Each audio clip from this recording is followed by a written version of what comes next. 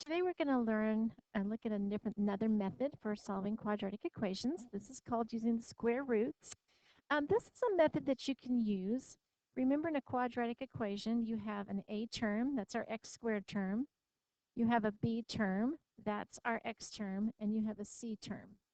This one will not be here when you solve this one. You'll have this and this, but you will not have an x term or a b term when you solve them with this. So let's look to see how this works. If you look at this example, we have x squared equals 81. So if you look at that and I just ask you to solve for x, then you could say, well, x is being squared. What is the opposite of squaring? The opposite of that is square rooting. So to solve for x, if this was an equation, all you would have to do is take the square root of both sides. When you have something squared and you're taking the square root of it, those two signs cancel each other out and you just have x. And then you take the square root of 81, which you would probably say 9. But let's stop here for just a minute. It could also be a negative 9 because 9 times 9 is 81. But negative 9 times negative 9 is also 81. So when you're taking the square of a number, it could actually be the positive or the negative of that number. So you're going to have two solutions. Now, with this particular example, you already know a different way to do it by factoring, because if we move the 81 to the other side, you would actually have the difference of two perfect squares, which we factor as x minus 9 and x plus 9. So there you can see that we would have two solutions, a positive 9 and a negative 9. So that equation could be solved either way, with taking the square root or by using the difference of two perfect squares.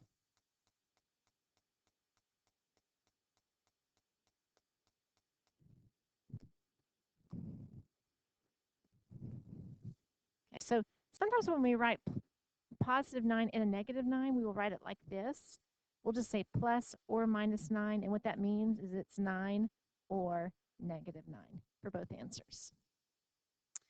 Okay, this example, if we solved it with just taking the square root, if we have x squared, we know we just have to take the square root of both sides, and that would be 13, but we know it could be the positive or the negative of that. Here's another example of one that could be solved with factoring, because if you move the 169 to the other side, what you actually have is the difference of two perfect squares, and that would be x minus 13 and x plus 13. So you would get the same answer, plus or minus 13. Now you might be asking yourselves, well, why are we learning this method if I can just solve it doing the difference of two perfect squares? Well, it's because you don't always have the difference of two perfect squares.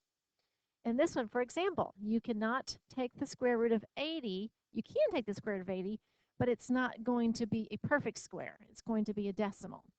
So what we're going to do is do the same thing. We're going to take the square root of both sides. So you have x is the square root of 80. At this point, since it's not a perfect square, you are going to type it into your calculator and use your calculator and round the answer to the nearest tenth. But remember again that it's going to be positive or negative. So when you take the square root of 80, it happens to be 8 and 9/10. But we know that it could be the positive 8 or 9/10 or negative 8 and 9/10. So you could write it plus or minus the square root of 80. Or you can evaluate it and see plus or minus the square root, plus or minus 8 and 9/10. That means it would cross the x-axis in two places. Okay, x squared equals negative 4. If we were to take the square root of both sides, and we're trying to take the square root of a negative number, what number multiplies times itself to get a negative number? Well, it's impossible. So there would be no solution. So if this was graphed, it would never cross the x-axis. You can have two-step equations for this. Now, again, I look up here, and we could do it with the factoring method. If I did it with the factoring method, I could factor out, first I find that there's a greatest common factor of 3. And if I factor that out, that would be x squared minus 25. And right here, I have the difference of two perfect squares. and I could factor that with x minus 5, x plus 5, and get 5 plus or minus 5. Or you could use today's method where first we're just gonna solve for x squared. So to solve for a variable, we move this to the other side. So when we move 75 to the other side, that becomes this positive 75. Now we have to isolate the variable by itself. So we're going to divide both sides by 3. So here we have x squared is equal to 25. Again, we're taking the square root of 25, which is plus or minus 5. Plus 5 or a negative 5.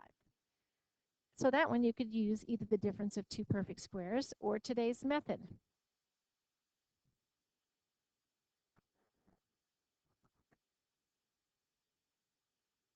Okay, let's look at this one. If we want to solve for x squared, we have to move this 49 to the other side by dividing both sides by 49 because x squared is being multiplied by 49. When you do that, you have x squared is equal to 1649. So there is no reason to take your calculator and go 16 divided by 49 and then take the square root of it. Because when I look up here, I recognize that both the numerator and the denominator are perfect squares. So all I need to do is take the square root of both. So if I take the square root of x squared, it's just x. Take the square root of 16, the numerator would be 4. Take the square root of 49, that would be 7. So your answer is going to be either a plus 4/7 or a negative 4/7. Didn't need a calculator for that.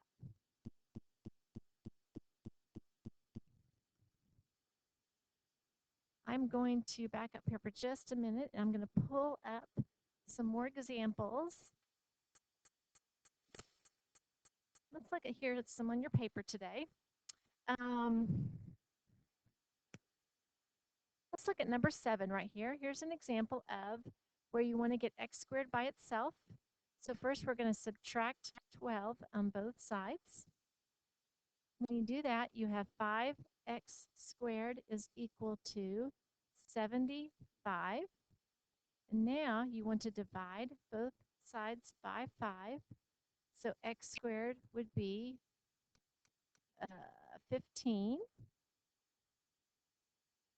Now, this is not a perfect square. So if you look over here at your answers, you can either leave it as that, you could take the square root of both sides, and you could say x is equal to plus or minus the square root of 15, or you can go ahead and evaluate it with your calculator, but I look over here and they're just leaving it as a radical. And if I were to look at the expression or the instructions, it actually says up here at the top of the paper, express irrational solutions using radicals. So they say don't go that extra step with your calculator, just leave it as a square root. Now when you go down to the next part of your paper down here, it says express irrational solutions as decimals. It means go that one step farther. Once you get the square root, you're going to take your calculator and you're going to evaluate it. So for example, right here, we would subtract 4 on both sides, and we would have 3k squared equals 60. Then I would divide both sides by 3, so k squared is equal to 20. So I take the square root of both sides, and k would be equal to plus or minus the square root of 20. But if you notice, that is not over there as one of the answers, so they want you to go ahead and take your calculator and evaluate that. And I'm finding my calculator here. 4 and 5/10. So it's plus or minus 4 or 5/10 because they wanted you to round to the nearest tenth. So practice solving quadratic equations by taking the square root.